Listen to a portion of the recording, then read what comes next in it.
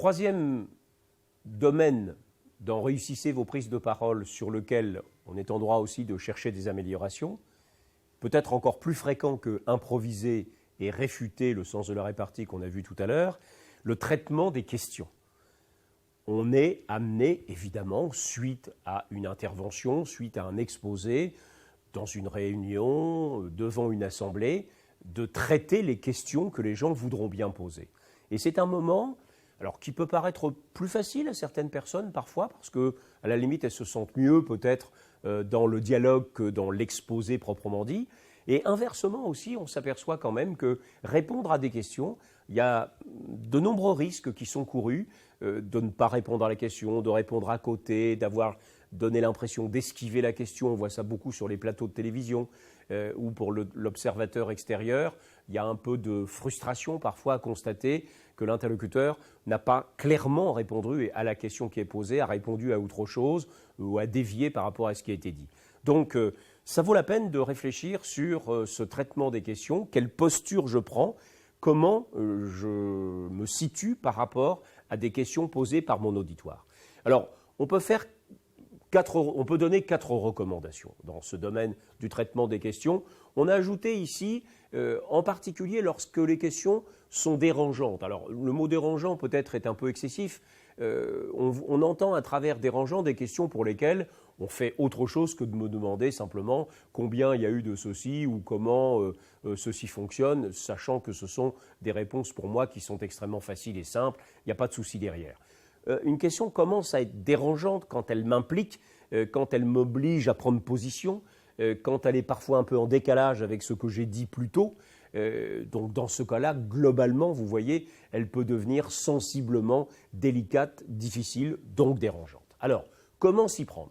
Première observation de ces premières recommandations parmi cette série, d'abord prendre conscience qu'il y a 3 niveaux de réponse possibles.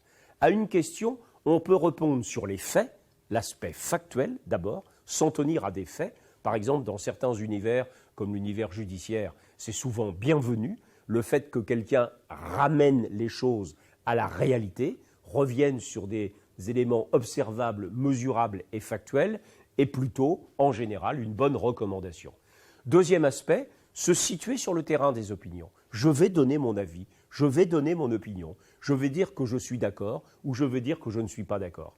Donc c'est une prise de risque plus forte, bien sûr, mais c'est aussi ce que l'on attend quand même.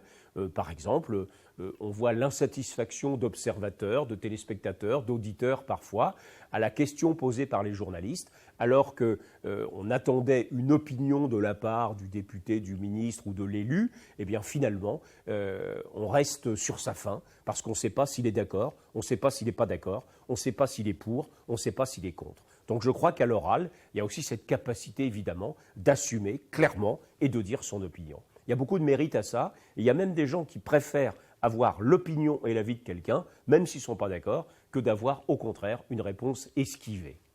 Troisième registre sur lequel on peut se situer, c'est un registre à pratiquer avec précaution aussi celui-là, parce qu'il peut prendre, quand on le fait trop et que c'est trop excessif, un côté donneur de leçons, c'est la recommandation. Autrement dit, se mettre en posture soi-même d'expertise et utiliser des formules comme « je préconise », « ce que je préconise », « ce que je recommande ». Autrement dit, c'est se situer par rapport à la question qui a été posée comme quelqu'un qui apporte un éclairage d'expert, de compétences, légitimes parfois d'ailleurs, dans la relation. Donc, 3 niveaux de réponse sur les faits, sur les opinions ou en termes de recommandations. Deuxième observation, c'est lorsque l'on a affaire à une question fermée. Question fermée, c'est une question qui commence par « est-ce que ». Par exemple, quelqu'un me dit « est-ce que vous êtes favorable à Facebook ?» Voilà. Bon, c'est une question fermée. Je peux répondre par oui ou par non, évidemment. Mais je peux aussi me dire que c'est peut-être étroit de répondre par oui ou par non, que ça mériterait quand même un élargissement. Donc, première réaction possible face à une question de type fermé, ce serait d'élargir la question. Par exemple, là, si je prends cet exemple de Facebook, quelqu'un me dit « est-ce que vous êtes favorable à une présence sur Facebook ?» Je vais lui dire, par exemple, je poserai la question autrement, c'est plus généralement quelle est mon attitude par rapport au développement des réseaux sociaux. Autrement dit, j'élargis, je sors de la simple étroitesse, est-ce que tu es pour ou contre ça, mais je cherche à élargir le débat et à montrer dans quoi ça s'inscrit. C'est un réflexe intéressant, c'est un réflexe intelligent parfois, qui permet de sortir, entre guillemets, du piège trop étroit dans lequel quelqu'un veut m'enfermer par une réponse simplement par oui ou par non. Deuxième réflexe que l'on peut conseiller, différer. Différer, alors évidemment, ça peut paraître pas forcément très courageux. Si je n'ai pas la réponse, si je manque d'éléments factuels, si je n'ai pas les éléments de preuve avec moi, on dit souvent quand même qu'il est préférable de différer, c'est-à-dire de reporter en disant « dans la prochaine réunion, je vous apporterai les chiffres établissant combien de nos clients aujourd'hui sont infidèles à la marque au bout de 6 mois. Je ne les ai pas. Je peux donner une impression, mais même si je ne suis pas sûr, je pense qu'il ne faut pas avoir peur de rester sur la pratique du différé. Insister et persister, c'est au contraire là revenir sur quelque chose que l'on a dit. C'est-à-dire, par rapport à la question qui m'a été posée, c'est insister de façon très sensible sur sa position à soi, de manière aussi à éviter peut-être trop le piège de la question fermée. Par exemple, si je reprends l'histoire de Facebook, quelqu'un me dit « Est-ce que vous êtes favorable sur Facebook ?» Bon, je ne veux pas tomber dans le registre oui-non trop brutal, je ne choisis pas d'élargir. Là, je choisis la voie insister et persister. Ça consistera par exemple pour moi à répondre ici. J'insiste sur le fait qu'à mon sens, les réseaux sociaux aujourd'hui prennent beaucoup trop de place dans les modes de relations courants et je regrette profondément que les gens ne prennent pas le soin de communiquer, d'échanger, de dialoguer, d'aller se voir et se contentent simplement d'une relation très virtuelle avec d'autres. J'insiste là-dessus. Autrement dit, je vais encore plus loin que ce que j'ai dit tout à l'heure. Donc ces 3 recommandations-là permettent de mieux se situer par rapport à des questions qui sont posées. Troisième registre, troisième recommandation que l'on peut donner, c'est le fameux acronyme